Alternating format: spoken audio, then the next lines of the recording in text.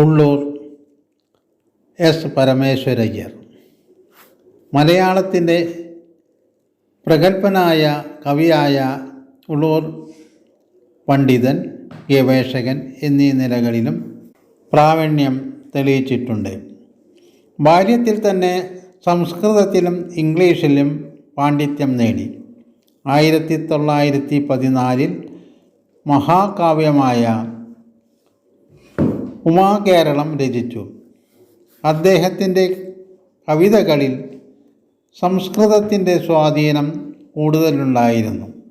ഉല്ലേഖ ഗായകൻ എന്നറിയപ്പെടുന്ന ഉള്ളൂരിനെ കൊച്ചി രാജാവും ശ്രീ ചിത്തിര തിരുനാൾ മഹാരാജാവും യഥാക്രമം കവിതിലകൻ, മഹാകവി എന്നീ ബിരുദങ്ങൾ നൽകി ആദരിച്ചു. ശ്രീമൂലം തിരുനാൾ മഹാരാജാവിൻ്റെ